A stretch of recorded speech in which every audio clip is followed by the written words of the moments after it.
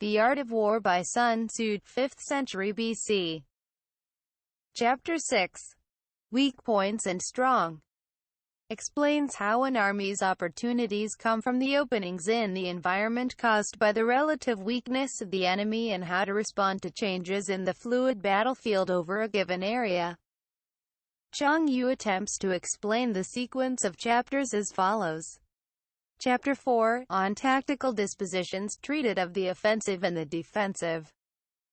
Chapter 5, on energy, dealt with direct and indirect methods. The good general acquaints himself first with the theory of attack and defense, and then turns his attention to direct and indirect methods. He studies the art of varying and combining these two methods before proceeding to the subject of weak and strong points. For the use of direct or indirect methods arises out of attack and defense, and the perception of weak and strong points depends again on the above methods. Hence the present chapter comes immediately after the chapter on energy. 1. Sun Tzu said, "Whoever is first in the field and awaits the coming of the enemy, will be fresh for the fight. Whoever is second in the field and has to hasten to battle will arrive exhausted." 2. Therefore the clever combatant imposes his will on the enemy, but does not allow the enemy's will to be imposed on him. One mark of a great soldier is that he fights on his own terms or fights not at all. 1. Closing square bracket dot. 3. By holding out advantages to him, he can cause the enemy to approach of his own accord. Or, by inflicting damage, he can make it impossible for the enemy to draw near. In the first case, he will entice him with a bait. In the second, he will strike at some important point which the enemy will have to defend. 4. If the enemy is taking his ease, he can harass him. This passage may be cited as evidence against Mei Yao Chen's interpretation of I. Section 23. If well supplied with food, he can starve him out. If quietly encamped, he can force him to move. 5. Appear at points which the enemy must hasten to defend. March swiftly to places where you are not expected. 6. An army may march great distances without distress, if it marches through country where the enemy is not. Cao Kung sums up very well. Emerge from the void, Q.D. Like a bolt from the blue, strike at vulnerable points, shun places that are defended, attack in unexpected quarters. 7. You can be sure of succeeding in your attacks if you only attack places which are undefended. Wang Shi explains undefended places as weak points.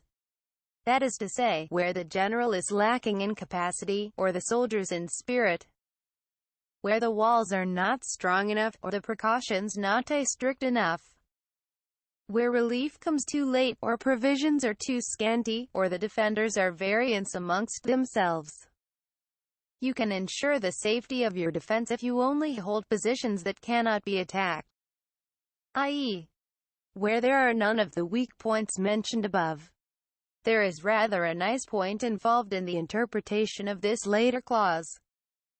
Tu Mu, Qin Hao, and Mei Yao Qin assume the meaning to be: in order to make your defense quite safe, you must defend even those places that are not likely to be attacked. And Tu Mu adds: how much more, then, those that will be attacked. Taken thus, however, the clause balances less well with the preceding.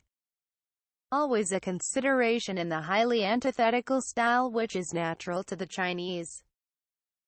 Chang Yu, therefore, seems to come nearer the mark in saying, he who is skilled in attack flashes forth from the topmost heights of heaven. CIV.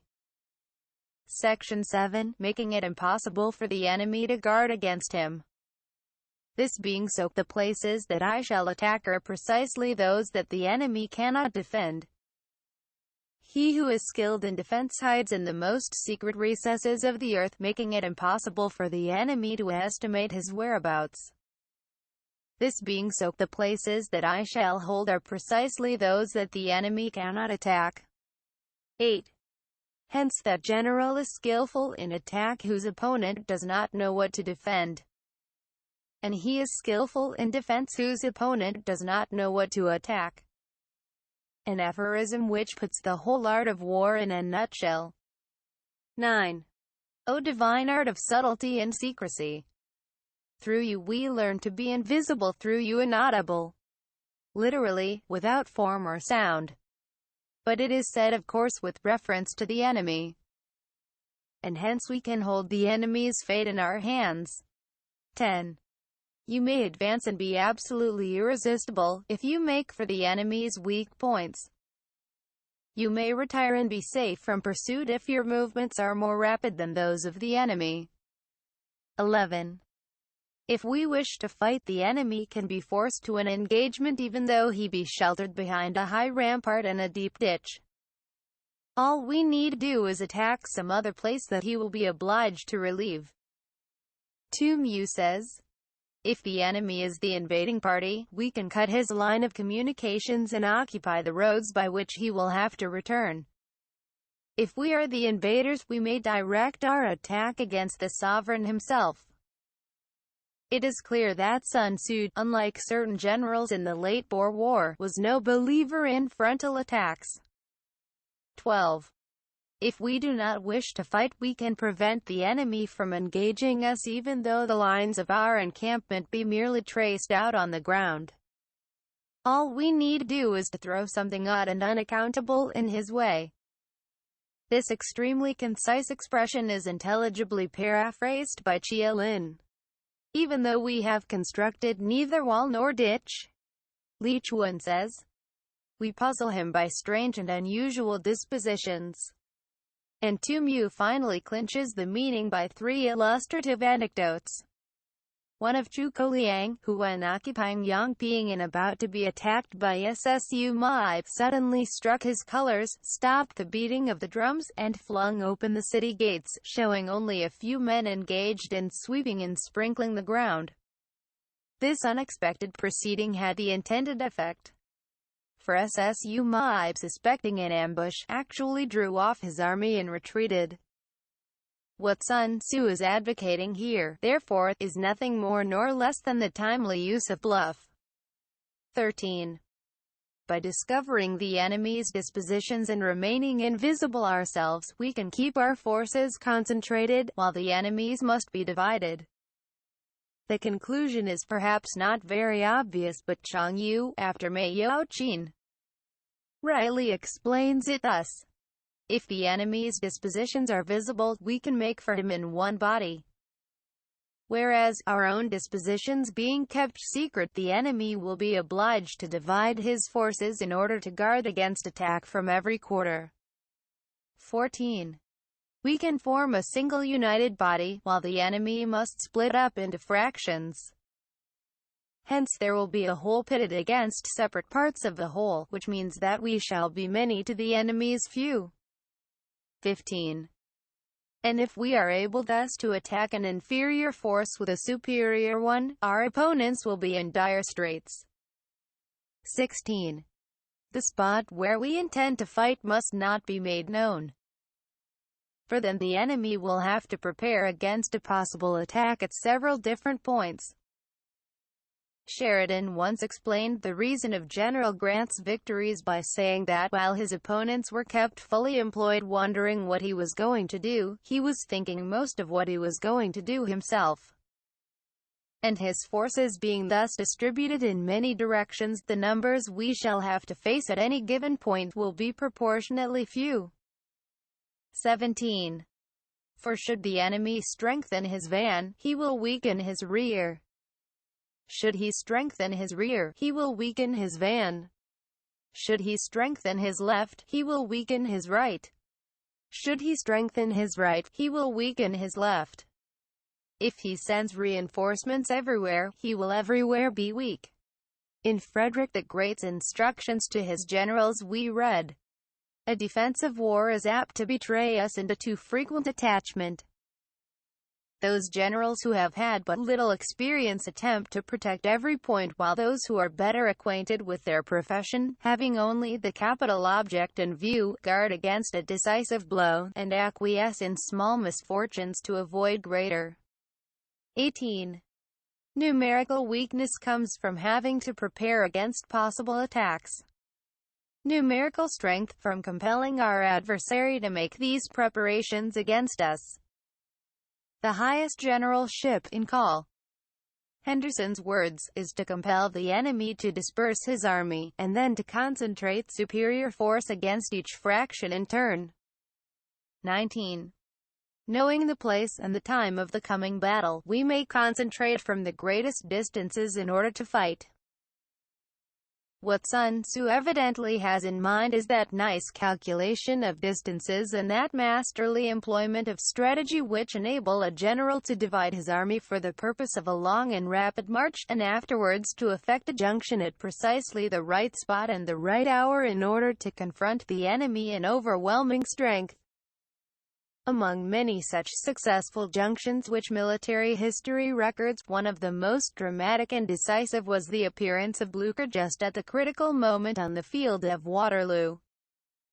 20.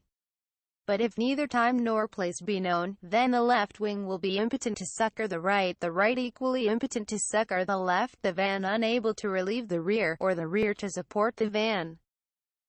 How much more so if the furthest portions of the army are anything under 100 li apart, and even the nearest are separated by several li. The Chinese of this last sentence is a little lacking in precision, but the mental picture we are required to draw is probably that of an army advancing towards a given rendezvous in separate columns, each of which has orders to be there on a fixed date. If the general allows the various detachments to proceed at haphazard, without precise instructions as to the time and place of meeting, the enemy will be able to annihilate the army in detail. Chang Yu's note may be worth quoting here. If we do not know the place where our opponents mean to concentrate or the day on which they will join battle, our unity will be forfeited through our preparations for defense, and the positions we hold will be insecure. Suddenly happening upon a powerful foe, we shall be brought to battle in a flurried condition, and no mutual support will be possible between wings, vanguard or rear, especially if there is any great distance between the foremost and hindmost divisions of the army. 21. Though according to my estimate the soldiers of you exceed our own in number, that shall advantage them nothing in the matter of victory. I say then that victory can be achieved. Alas for these brave words! The long feud between the two states ended in 473 BC. With the total defeat of Wu by Kochian and its incorporation in Yu. This was doubtless long after Sun Tzu's death. With his present assertion compare IV. Section 4. Chang Yu is the only one to point out the seeming discrepancy, which he thus goes on to explain. In the chapter on tactical dispositions it is said, one may know how to conquer without being able to do it. Whereas here we have the statement that victory can be achieved.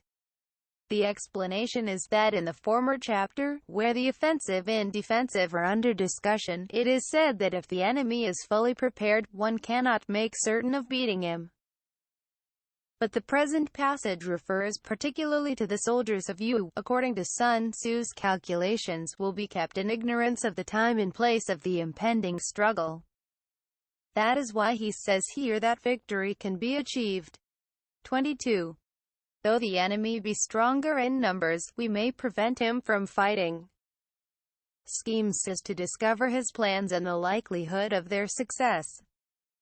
An alternative reading offered by Chialin is: know beforehand all plans conducive to our success and to the enemy's failure. 23. Rouse him, and learn the principle of his activity or inactivity. Chang Yu tells us that by noting the joy or anger shown by the enemy on being thus disturbed, we shall be able to conclude whether his policy is to lie low or the reverse. He instances the action of Zhou Kuliang, who sent the scornful present of a woman's headdress to Ssu Mai, in order to goad him out of his Fabian tactics. Force him to reveal himself, so as to find out his vulnerable spots. 24. Carefully compare the opposing army with your own, so that you may know where strength is superabundant and where it is deficient. Cf. IV. Section 6. 25. In making tactical dispositions, the highest pitch you can attain is to conceal them. The piquancy of the paradox evaporates in translation.